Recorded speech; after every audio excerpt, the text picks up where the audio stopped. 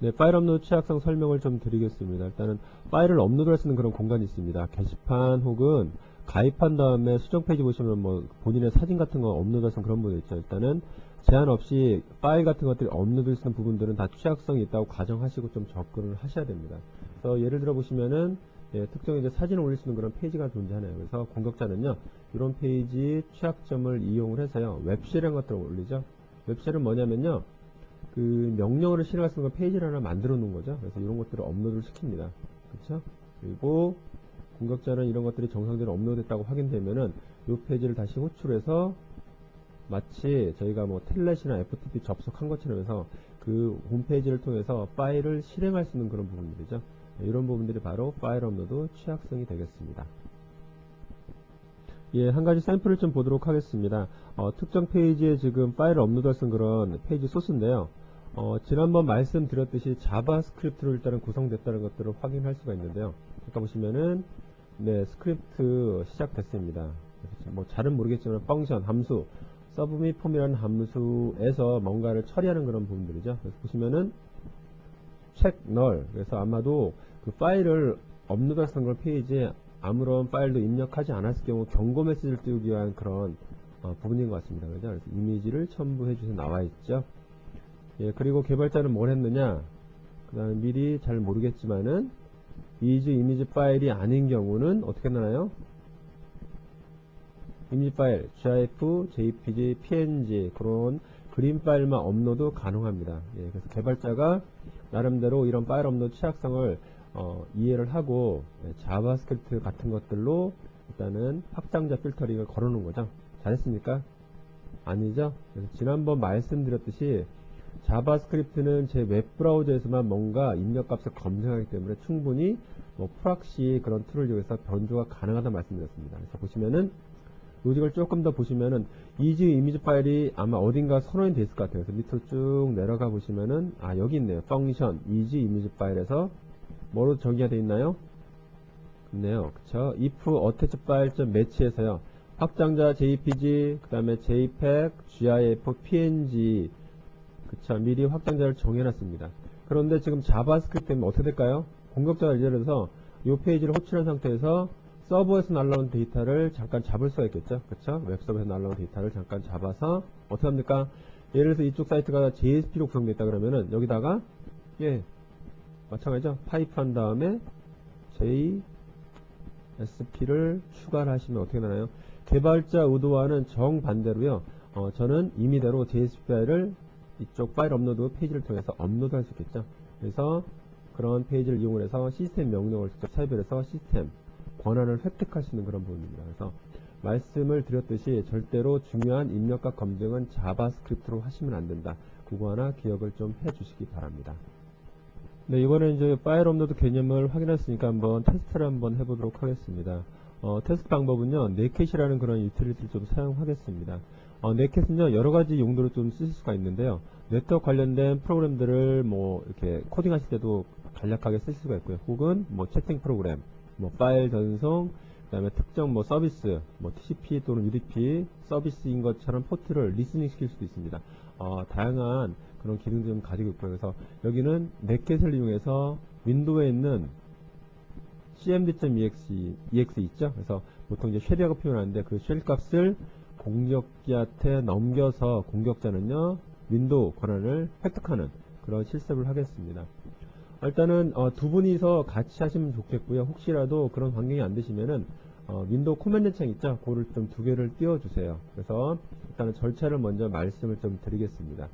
먼저 공격자는요, 마찬가지 공격자 IP가 있겠죠? 그래서 공격자 PC에서 넷캣을 실행합니다. 그래서 nc-l 로컬에서 그 다음에 포트는 TCP 6000번을 리스닝 하겠다 합니다. 그러면 어떻게 될까요? 제 PC에 아마도 즉 공격자 PC에 6000번 TCP 포트가 뭔가 이제 서비스를 받기 위해서 지금 준비 중인 겁니다. 그래서 다른 쪽 그리고 웹서버라고 일단 가정한 다른 사용자는 어떻게 하시느냐, 즉 피해자 IP가 되겠죠. 그래서 피해자 IP가 있겠고 그 다음에 명령어를 똑같이 넷캣을 업로드를 한다고 좀 가정을 합니다. 그래서 업로드 한 상태에서 공격자는 그 NC를 실행시키는 것들이죠. 그래서 NC 그 다음에 IP를 쓰십니다. IP는 즉 공격자 IP가 되겠죠. 즉 통신을 일단 연결해야 됩니다. 그래서 공격자가 웹서버에 이렇게 웹쉘을 올려놓고요. 그 다음 웹쉘을 실행합니다. 그러면은 웹쉘이 실행되면서 이쪽 IP로 통신을 연결하게 되겠죠. 네, 이런 지금 구조로 되어 있고, 그 다음에 포트는 지금 공격자가 지금 6000번을 리스닝하고 있기 때문에 6000번을 통해서 통신을 연결하겠다.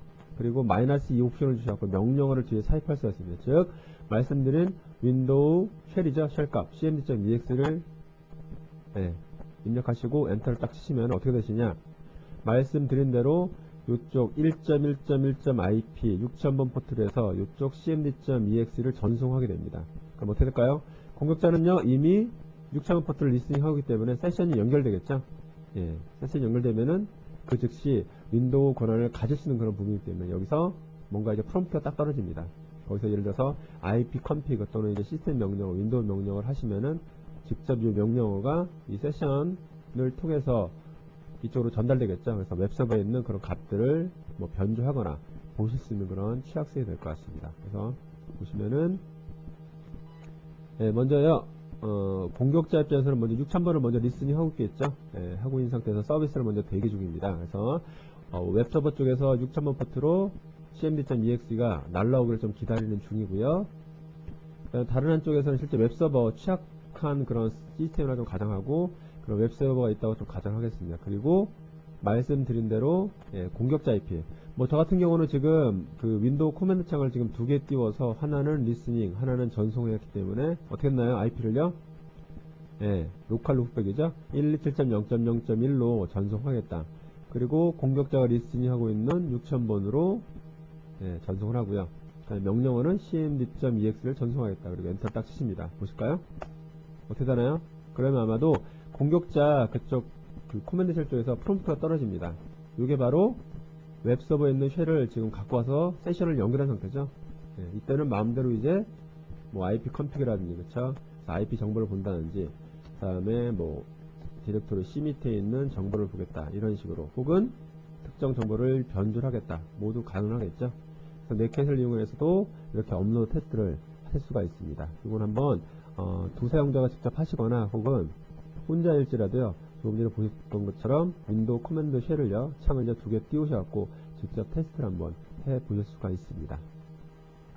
네, 그럼 랭귀지별로 웹쉘을 만들 수가 있습니다. 조금 전에 뭐 넷캣이라는 유틸리티를 그대로 사용한 것들이고요. 지금은 이제 ASP, PHP 혹은 JSP에서 직접 이제 프로그램을 통해서 웹쉘을 짜실 수가 있겠죠. 그래서 그렇다면 어떤 키워드를 통해서 웹쉘을 만들 수 있는지 특징들을 좀 보겠습니다. 교재 지금 175페이지 보시면요, ASP 그런 소스가 일부분 나와 있습니다. 여러 가지 뭐 키워드가 쭉 나와 있는데 그중에 대표적인 중요한 키워드를 좀 말씀을 드리겠습니다. 그래서 ASP 같은 것들은요, WSH라는 것들을 사용할 수가 있는데 이거는 윈도우즈 스크립팅 호스트입니다. 마치 자바스크립트 있죠? 이런 것들 거의 어떻게 보면은 플랫폼에 제한 없이 운영될 수 있는 그런 것들과 마찬가지로요. 얘도요, 윈도우즈 플랫폼 안에서요, 제한 없이 운영할 수 있는 독립적인 스크립트입니다. 대표적으로 지금 사용되고 있는 부분은 wscript.shel입니다. 요거는요, 어떤 인스턴스, 뭐 예를 들면 뭐 객체를 하나 만듭니다. 하나 만들고 그 다음에 그 객체를 통해서 run이라는 메소드를 호출할 수 있습니다. 그래서 run 명령어를 통해서 특정 명령어, 대표적으로 윈도우에서는 cmd.ex를 실행할 수 있는 그런 부분들이죠. 그래서 wscript.shell을 통해서 명령어를 실행할 수 있고요. 그 다음 또 대표적으로 지금 사용되는 것들이 wscript.network입니다. 그래서 네트워크를 통해서 뭔가 작업을 하겠다. 그래서 이때 쓰신 것들이 wscript 네트워크입니다. 그래서 여기서 뭐 제공될 수 있는 것들은 윈도우즈 관련된 기본 네트워크 요소를 지원해준다. 그렇게 좀 이해를 하시고요. 그리고 세 번째, 스크립팅 파일 시스템 오브젝트입니다. 지금 키워드와 뭐 보시면은 이해되시겠지만 여러 가지 이런 스크립트, 즉 FSO라고 표현하죠. 파일 시스템 오브젝트에서 드라이브, 뭐 C냐, D냐 또는 디렉토리 파일을 직접 접근하거나 기타 여러 가지 파일 속성 같은 것들을 갖다 쓰실 수 있는 그런 뭐 포괄적인 그런 메소드가 되겠습니다. 네, 그래서 교재에 있는 소스를 잠깐 보시면은 특정 중요한 키워드가 두 줄이죠. 첫 번째 보시면은 set o 스크립트라고 해서 변수를 하나 선언했습니다. 그래서 선언한 그 변수에는 server.object, 조금 전에 말씀드렸던 ws 스크립트 요 쉘 값을 저장하였다 부분이죠. 그렇죠? 그래서 o 스크립트에 저장이 되고요. 그 다음에 밑에 줄 하나 더 밑줄을 쳤습니다. 그래서 call, 호출하는 것들이죠. 그래서 os 스크립트를 런하겠다. 어떤 것들을? 그래서 말씀드린 대로 요런 run 메소드를 호출해서 윈도우 명령을 삽입할 수 있다고 말씀드렸죠. 그래서 이런 식으로 두 개의 키워드를 통해서 웹페이지를 통해서 직접 이제 윈도우 명령어를 삽입할 수 있는 그런 것들이 바로 ASP 웹쉘의 특징이 되겠습니다. 네, PHP에서는요, 대표적으로 EXE라는 그런 함수를 사용할 수 있습니다. 그래서 EXE 쪽 함수에 들어온 것들은 무조건 실행하는 그런 부분이기 때문에 보시면은 input type 텍스트에서 특정 사용자 입력값이 들어오겠죠. 입력값 그 변수 이름이 cmd죠. 그래서 cmd를 갖다가 실행하겠다. 아주 간단하시죠? 그래서 PHP 이런 EXC 함수를 통해서 직접 이제 웹페이지를 통해서 시스템 명령어를 삽입할 수가 있습니다. 그래서 이건 지금 설명이 179페이지에 나와 있는 그런 부분들이고요. JSP 같은 경우는요, runtime 콜론 그 다음에 점 찍으시고 get runtime 그 다음에 exec 실행하겠다. 이런 키워드를 가지고 명령어를 실행할 수가 있습니다. 그래서 예를 들어서 특정 페이지에서 request get parameter 이건 뭐 입력창 그런 부분이죠. 입력창으로 해서 cmd라는 변수로 값을 사용자 입력값을 받습니다. 그죠? 입력 폼이 될 것 같고, 그 다음에 이 값을 어떻게 하나요? 말씀드렸던 조금 전에 그런 웹쉘의 중요한 핵심 키워드 쪽에다가 입력을 하시게 되는 것들이죠. 그러면은 이 cmd에 입력된 예를 들어서 뭐 ls-l이다. 그러면은 유닉스 그런 환경에서 디렉토리 정보 같은 것들을 확인할 수 있는 그런 부분들이 될 것 같습니다. 네, 그렇다면 이제 웹쉘이 올라간 그런 웹서버를 점검하는 방법을 좀 말씀을 드리겠습니다. 크게 지금 세 가지를 지금 내용을 좀 설명드릴 텐데요. 첫 번째는 뭐 간단하게는요, 직접 소스에 있는 특정 이제 키워드를 검색을 해서 웹쉘 그런 패턴들이 있는지 말씀을 좀 드릴 수가 있습니다. 그래서 조금 전에 설명드렸던 뭐 ASP 또는 PHP, JSP의 특정 이제 키워드가 있다고 말씀드렸죠. 그래서 그런 것들을 위주로 좀 점검하게 되는데, 이 내용은요, 인터넷 침해 사고 대응 지원 센터라고 있습니다. 그죠? 그래서 국정원에서 운영하는 센터인데요. 여기 보시면 웹쉘의 현황과 분석에서 소스에 있는 특정 문자를 검색해서 그 웹쉘에 올라간 웹서버를 점검할 수 있다, 이렇게 설명을 좀 드리고 있습니다. 그래서 지금 본 게시판 가시면은요, 13번째 글 들어가시면은 제가 윈도우용을 압축해 올려놨습니다. 그래서 그거를 일단은 특정 디렉토리에다 일단 압축을 푸시고요. 그리고 하나는 계정은 이분스타, 그리고 암호는 이분스타 느낌표라고 좀 하나 좀 기억을 해주시고요. 압축을 딱 푸시면은 요런 이제 여러가지 뭐 실행 파일들, 그 다음에 설정 파일이 존재합니다. 이 중에서요, 참고적으로 지금 요 도구 이름이 휘슬이라고 합니다. 휘슬. 그죠? 휘슬.exe를 클릭하세요. 그쵸? 클릭하시고, 말씀드렸던 아이디가 이분스타, 그 다음 패스워드가 evenstar 느낌표. 그쵸? 확인 누르겠습니다. 누르시면은 윈도우에서 특정 이제 디렉토리를 선택하셔서 검사를 할 수가 있습니다. 그래서 예를 들어서 저 같은 경우 뭐 개인 밑에 뭐 강좌를 밑에 수업 툴을 점검하겠다. 그리고 검사를 시작하시는 것들이죠. 하시면은 쭉 진행되면서 실시간으로 해서 지금 어떤 웹쉘 때문에 잡혀있다, 탐지가 됐다, 나오게 됩니다. 그렇죠? 그래서 보시면은 뭐 cmd, ASP, 그 다음에 뭐 ASA 확장량을 가진 것들, 그 다음에 test.as 이런 식으로 해서 검색이 됩니다. 단지 좀 이제 아쉬웠던 부분들은요, 일단은 왜 탐지가 되는지 탐지 근거를 좀 제시해 주지 않기 때문에 혹시 오탐 그런 우려도 있습니다. 그래서 뭐 삭제하시기 전에 반드시 한번 검증을 하시고 직접 소스를 확인하셔야겠죠. 그래서 문제가 있는 것들인지 제가 관리하고 있는 원래 소스인지 아닌지를 한번 판단하신 다음에 삭제를 좀 결정하시면 될 것 같아요. 그래서 첫 번째, 특정 소스에 있는 키워드를 가지고 분석하는 방법들을 일단 언급을 좀 드렸고요. 그렇죠. 그래서 키사에서 무료로 배포하는 휘슬, 그렇죠. 웹쉘 검사 툴을 이용해서 검사하실 수가 있다 말씀을 드립니다. 두 번째 분석 방법은요, 안티바이러스 제품 있죠. 그래서 이런 것들을 이용을 해서 검사를 하실 수가 있습니다. 그래서 뭐 지금 공개적으로 지금 무상으로 제공해 주는 것도 있고요. 그 다음에 상용 제품도 있습니다. 그래서 그런 것들을 이용을 해서 검색을 하실 수가 있습니다. 대표적으로 또 지금 제가 하나 사이트를 좀 알려드리겠습니다. virustotal.com이라는 사이트인데요. 사이트 이름은 www.virustotal.com을 가시면은 이쪽은요, 전 세계에서 지금 사용하고 있는 무상 또는 상용 그런 제품들을 한꺼번에 다 이용해 보실 수 있는 그런 부분들이죠.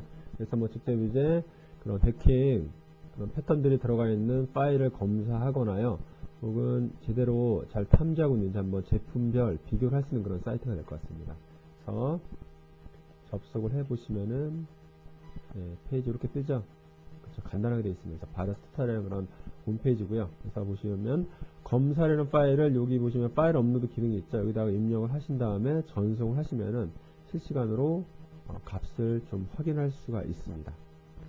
그래서 예를 들어서 제가 파일을 한번 업로드를 해보겠습니다. 그래서 특정 페이지 하나를 제가 선택을 하고요. 파일 업로드 누르십니다. 그러면은 쭉 검사를 하죠. 그리고 혹은요, 기존에 다른 사용자가 미리 그 관련된 파일을 업로드해서 테스트를 해봤다. 그런 결과를 좀 알 수가 있고, 그렇죠. 그래서 지금 보시면은 최초 2008년 8월 22일날 누군가 검사를 했네요. 그렇죠. 그 결과를 이용하실 수 있고요. 그래서 마지막 결과 보기를 하거나 또는 다시 검사가 가능하시겠죠. 그래서 지금 다시 검사하기로 한번 제가 버튼을 눌러 보겠습니다. 하시면은 웹페이지를 통해서 그 파일을 쭉 검색을 하죠. 보시면은 안티바이러스 종류들이 쭉 나오게 됩니다. 그죠? 보시면은 클레임 AV, PC톨 이런 엔진 버전은 어떻게 되고 지금 검사 결과는 없죠? 아직까지 탐지가 안 됐습니다. 그리고 보시면 하나가 몇 가지가 있었네요. 그죠?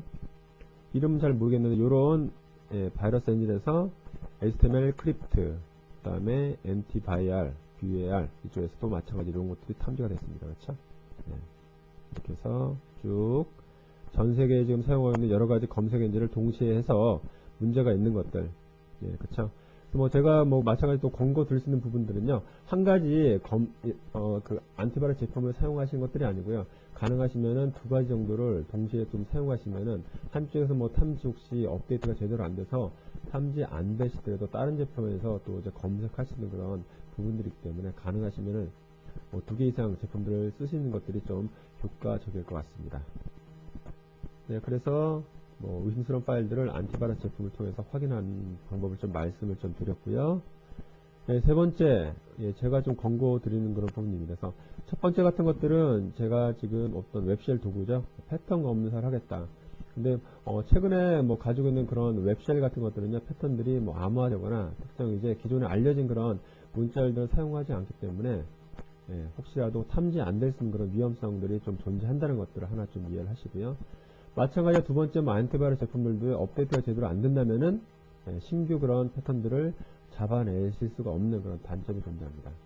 그래서 세 번째 같은 것들이 오히려 1, 2번에서 그런 문제점들을 좀 보완할 수 있는 그런 부분들에서 페이지 뷰를요 분석하시는 부분들이죠.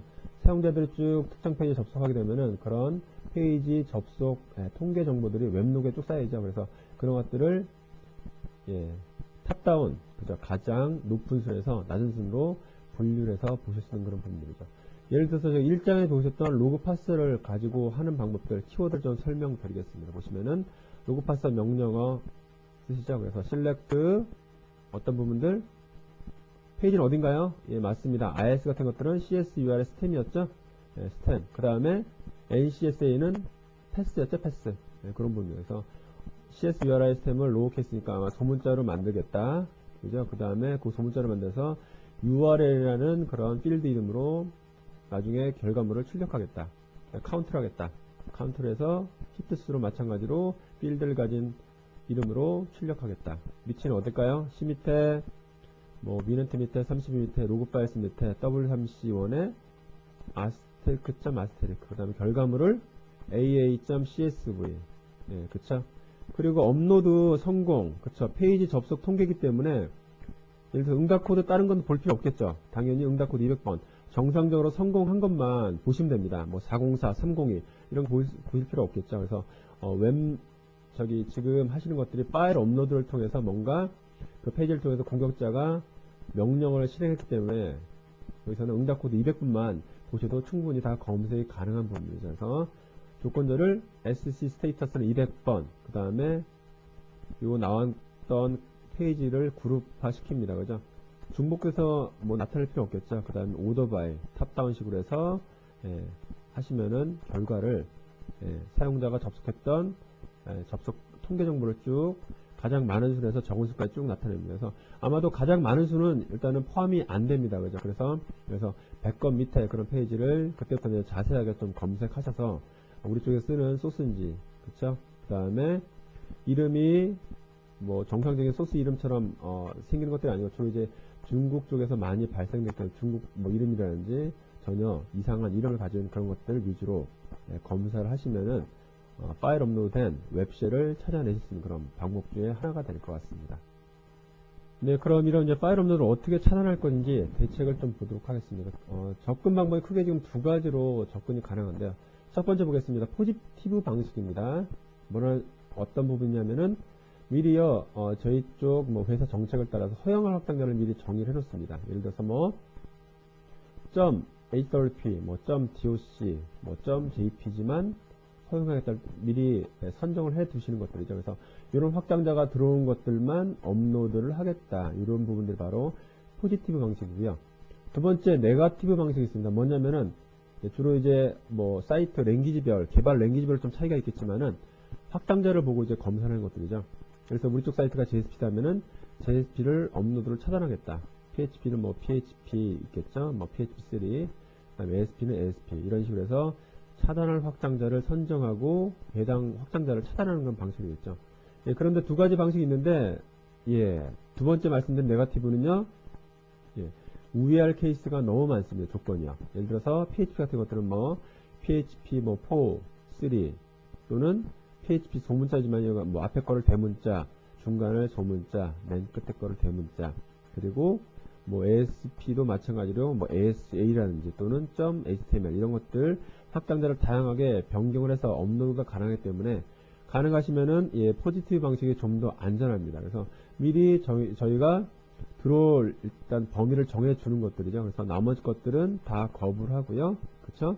그래서 저희가 정해놨던 뭐 오피스 그런 파일이라든지 JPG 그림 파일만 업로드를 허용하겠다. 이런 식으로 하시는, 즉 포지티브 방식이 좀 더 안전하다. 그런 부분 반드시 좀 이해를 하시고요. 네, 그럼 랭귀지별로 해결책 보겠습니다. ASP 같은 거는요, 마인 타입, 즉 파일 업로드되는 그런 이제 데이터 형식을 좀 보고 이제 판단하겠다 그런 부분이죠. 그래서 이미지 파일이 아닌 경우는 그쵸 이렇게 표현하죠. .mine type 이 낫입니다. 그죠? 이미지가 아닌 경우는 뭐 에러 메시지 뜨겠다. 이미지 파일이 아닙니다. 이렇게 에러를 띄우는 것들이고요. PHP는 아까 말씀드렸듯이 포지티브 방식이네요. 그죠? 확장자 HTTP, 그 다음에 PDF, JPG, 그쵸? 그런 확장자 일단은 소문자로 다 바꾸는 것들이죠. 그래서 바꿔서 그런 것들이 아니라고 그러면은 허용된 파일이 아닙니다 해서 에러 메시지를 띄우는 그런 부분들이고요. 그 다음에 JSP는 이그노 케이스에서 마찬가지로 확장자를 소문자로 다 바꿉니다. 그래서 HTTP, 그 다음에 PDF, 그 다음에 JPG가 아닌 경우는 마찬가지로 에러 메시지를 또 띄워서 불필요한 그런 확장자 업로드를 차단하는 그런 방식이 되겠습니다.